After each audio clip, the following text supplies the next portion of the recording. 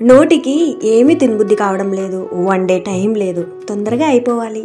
వేడి అన్నంలోకి ముద్ద నోట్లో పెట్టుకోగానే అబ్బా ప్రాణం లేచి రావాలి. అలాంటి రెసిపీ కోసం చూసే మీకోసమే ఈ టమాటా కారం.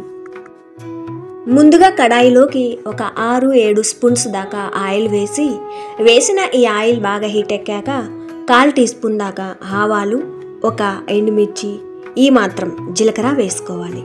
వేసిన ఆవాలు జీలకర్ర ఆయిల్లో బాగా చిట్పట్లాడనివ్వాలి. అంటే ఆవాలు చూడండి ఈ విధంగా చిట్పట్లాడి, ఈ చిట్పట్లాడడం ఆగిన తర్వాత ఒక 5-6 దాకా చితగ్గొట్టిన వెల్లుల్లి రెబ్బలు వేసుకోవాలి. వేసిన వెల్లుల్లి ఆయిల్లో 1 నిమిషం అట్లా ఇట్లా వేయించాక ఒక మీడియం సైజు ఉల్లిపాయని ఈ విధంగా చిన్నగా కానీ సన్నగా పొడుగ్గా కానీ కట్ చేసి వేసుకోవచ్చు.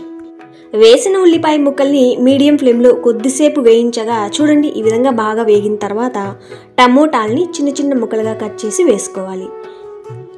కారం ఎంత కావాలో అన్ని టమోటాలు ఇక్కడ వేసుకోవచ్చు. నేనైతే 5 బాగా గుజ్జు ఉన్న మీడియం సైజ్ టమోటాలు అయితే వేసుకున్నాను. రుచికి సరిపడా రాళ్ళ ఉప్పు వేసి 1/4 టీ స్పూన్ దాకా పసుపు కూడా వేసి ఈ విధంగా బాగా కలిపేసుకోవాలి. ఈ టమోటా పచ్చడి ఈ టమోటా కారం అనేది 5 టమోటాలే కాకుండా 4 టమోటాలు వేసి చేసుకోవచ్చు. 6, 7, 8 నచ్చినన్ని టమోటాలు వేసి కూడా చేసుకోవచ్చు.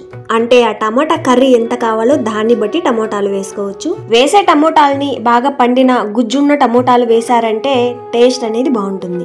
వీటితో పాటు కొంచెం కొత్తిమీరను కూడా వేసి ఈ విధంగా బాగా కలిపేసి మూతుంచి లో ఫ్లేమ్లో ఈ టమోటాలు మొత్తం కూడా మెత్తగా మగ్గేదాకా ఉడికించుకోవాలి. ఈ విధంగా మూతుంచి మధ్యలో కలుపుకుంటూ ఇందులోకి కారం రెడీ చేసుకుందాం.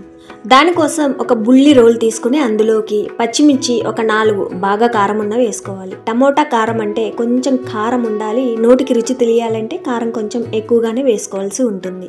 దీంతో పాటు కారం వేసుకోవాలి. ఈ కారం కానీ ఈ పచ్చిమిర్చి కానీ కొంచెం చూసుకుని వేసుకోవాలి. కర్రీలో కారం తక్కువైతే మళ్ళీ వేసుకోవచ్చు, కానీ ఎక్కువైతే దాన్ని తీయలేం కాబట్టి ఇక్కడ వేసే పచ్చిమిర్చి కారం చూసుకుని వేసుకోవాలి. నేను వేసిన ఆ 1 స్పూన్ కారం కానీ పచ్చిమిర్చి కానీ చాలా కారం ఉన్నాయి కాబట్టి ఈ మాత్రం వేసుకున్నాను. మీరు వాడే ఆ పచ్చిమిర్చి ఘాటు, మిర్చి పౌడర్ ఘాటుని బట్టి ఆ 2 కూడా కొంచెం చూసుకొని వేసుకోవాలి.